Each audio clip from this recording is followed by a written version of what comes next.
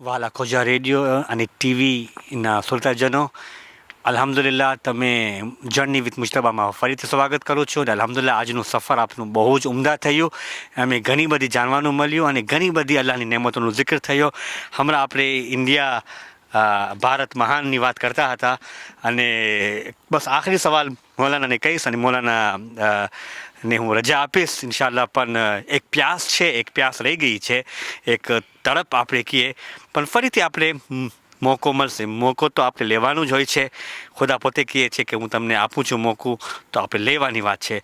મૌલાના આપણે બધી ડૉક્ટરની વાત કર્યા અને આપણે જોઈએ છીએ એજ્યુકેશનની બારામાં પણ કે ત્યાં એજ્યુકેશન એકદમ સરસ છે. એની બારામાં જરાક તમે કંઈક ખુલાસો આપી શકો છો? જી માશાલ્લાહ, હમણાં જે ઇન્ડિયા જે એજ્યુકેશન જે છે એ દુનિયાના લેવલ પર બહુ સારું છે હમણાં. અને તમે જો કે વहाँ પર એજ્યુકેશન માટે સારામાં સારી જગ્યાઓ, અગર કોઈને આપણા બચ્ચાઓને જવું હોય તો વખણાય છે બેંગ્લોર.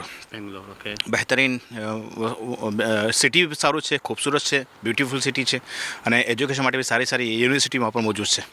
સાથે સાથે પછી આવે છે પૂના નંબર આવે છે, પૂનાનું નામ આવે છે, પછી બોમ્બેનું નામ આવે છે, પછી ઘણી બધી એવી કન્ટ્રી છે, અમદાવાદ છે, બીજી ઘણી બધી કન્ટ્રી છે, ઘણી બધા સિટીઝ છે કે જેમાં ઇન્ડિયામાં યુનિવર્સિટી બહુ સારામાં સારી છે, કોલેજો બહુ સારામાં સારી છે. તો એનાથી આપણે ઇન્શાલ્લાહ એનાથી ફાયદો ઉપાડી શકીએ. અને આ એજ્યુકેશનનો નતીજો છે કે જે ઇન્ડિયા આટલું આગળ વધ્યું છે. તમે જો કે ઇન્ડિયા પહેલાં જોવામાં આવતું હતું કે ચાંદ સુધી કોણ પહોંચ્યું, સમજે. હવે તો ઇન્ડિયા બી કોશિશ કરી રહ્યો છે કે લગભગ તમે જો કે થોડા વર્ષોના અંદર ઇન્ડિયા પોતાના સેટેલાઇટ મોકલાવીને વहाँ સુધી પહોંચે.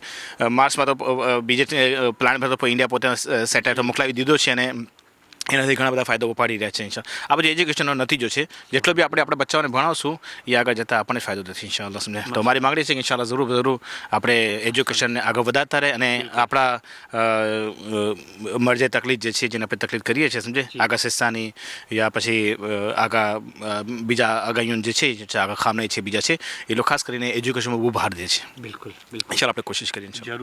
આસંત મૌલાના, અને જે રીતે હમણાં જ વાત કર્યા હતા કે એજ્યુકેશન ઉપર આપણે બહાર આપીને એજ્યુકેશન તાલીમ એક નૂર છે. જે ફિલ્ડમાં આપણે મળે આપણે એમાં કાંઈ રિસર્ચ કરીએ જેથી કરીને અલ્લાહને બસ આપણે ન ભૂલી જાય.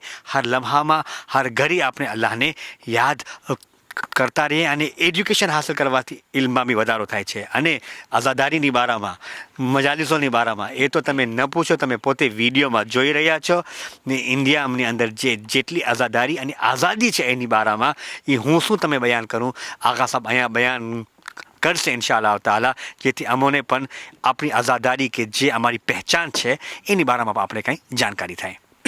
જી, આઝાદારી તો માશાઅલ્લાહ ઇન્ડિયામાં એટલી બધી આઝાદારી થાય છે કે હું ધારું છું કે બીજા કોઈ દેશના અંદર એટલી બધી આઝાદી નહીં થતી હશે, સમજે. એટલી બધી ઇન્ડિયામાં આઝાદારી થતી હોય છે અને એટલી આઝાદી છે આઝાદારી માટે કે તમે જુલુસ બી બારે કાઢવા માંગતા હોય બારે, તો ગવર્મેન્ટ તરફથી કોઈ તમને રોકવામાં નથી આવતું. તરત ગવર્મેન્ટ પરમિશન દે છે અને તમે જુલુસ આરામથી કાઢી શકો છો. રાતના 12 1 વાગ્યા સુધી તમે આરામથી મજલિસો કરી શકો છો.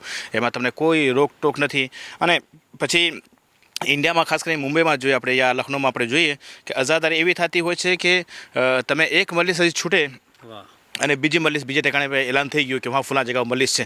એટલે તમે અગર સવારથી નીકળો અને સુબહ પછી મજલિસનો સિલસિલો શરૂ થાય છે, રાતના જઈને 12 વાગ્યા સુધી જઈને પૂરું થતું હોય છે.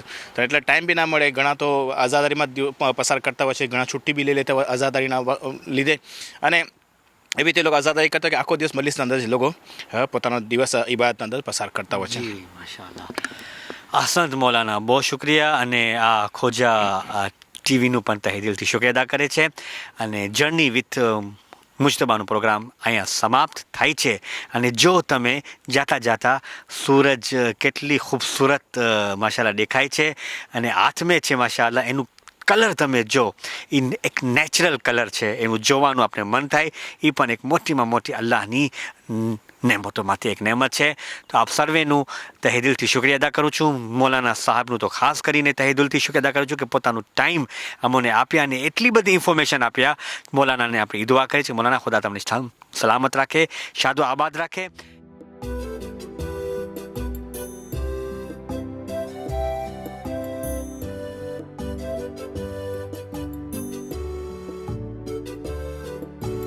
વહાલા ખોજા ટીવીના જવાનારો બસ જર્ની વિથ મુશ્તબાનો પ્રોગ્રામ અહીંયા સમાપ્ત થાય છે અને હમણાં આપણે જઈ રહ્યા છે.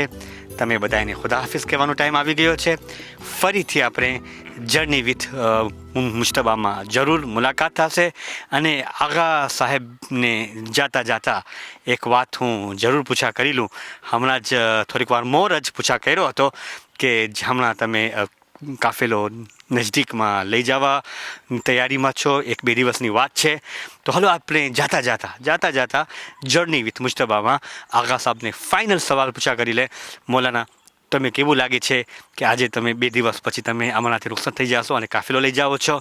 જરા કાંઈ એડવાઇસ, કાંઈ નસીહત, 2 બોલ અગર તમે કહી દો તો પ્લીઝ તમે કહેજો.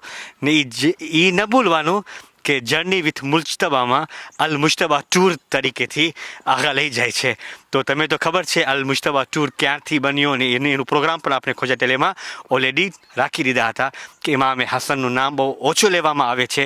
આગા માશાઅલ્લાહ અલ મુશ્તબા ટૂરને રાખીને એમાં હસન અલીસલામની યાદ તાજા કરે. હાલો આપણે બધાય આગાને સવાલ કરે અને ખુદા હાફિઝ પણ કરી લે અને અમે કહેશું કે દુઆમાં યાદ રાખે.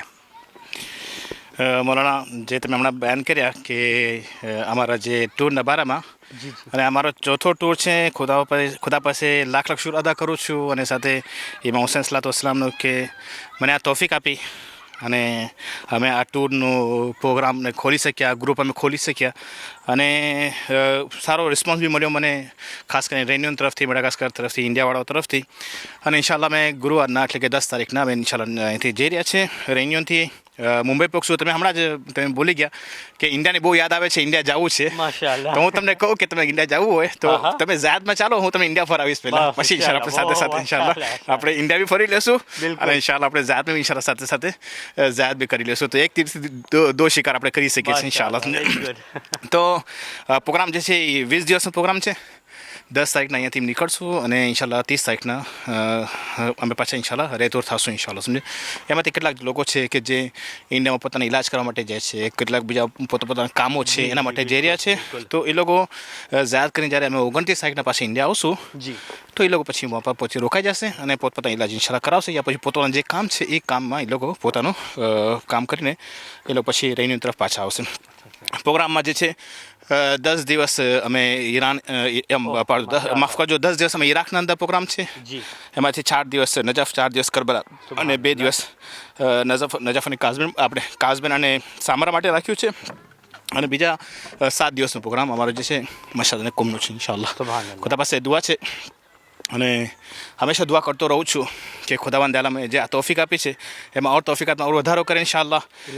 અને જે આ ઝિયારત જે કરાવી રહ્યો છું અને એના સાથે મારી બી ઝિયારત થઈ રહી છે ઇન્શાલ્લાહ. ખુદા એ ઝિયારતને કબૂલ ફરમાવે અને હંમેશા બધા લોકો જેટલા બી આપણા મોમિનાત છે જવા માંગે છે ઝિયારત માટે, ખુદા ઇન્શાલ્લાહ બધાને ઇન્શાલ્લાહ આ ઝિયારત નસીબ ફરમાવે ઇન્શાલ્લાહ. વસ્સલામુ અલૈકુમ વરહમતુલ્લાહિ વબરકાતુહ. અહસંત, શુક્રિયા. તમે બધાય આ જર્ની વિથ મુશ્તબામાં તમે શામિલ થયા. મૌલાના તમારું તહે દિલથી શુક્રિયા અદા કરે છે અને દુઆ કરે છે ઇન્શાલ્લાહ તમે જાઓ, ઇમામની ઝિયારત કરો. અમે બધાને તમે દુઆમાં યાદ રાખશો ઇન્શાલ્લાહ. નેક્સ્ટ ટાઈમ ખુદા મોકો આપશે તો ઝિયારત પકડશો, તમારા સાથે ઇન્ડિયા બી ફરીશ ઇન્શાલ્લાહ તાલા. તો મારા વાલા ખોજા ટીવીના જવાનારો, હું તમને ખુદા હાફિઝ કહું છું. ફી અમાનિલ્લાહ. ગુડ નાઇટ થવાનું છે એટલે હું ગુડ મોર્નિંગ તો નહીં કહી શકું, તો ગુડ નાઇટ કહું છું ઇન્શાલ્લાહ તાલા. અને ફરીથી નવો પ્રોગ્રામ જર્ની વિથ મુશ્તબામાં તમે ફરીથી ઇન્વાઇટ કરીશ. ખુદા.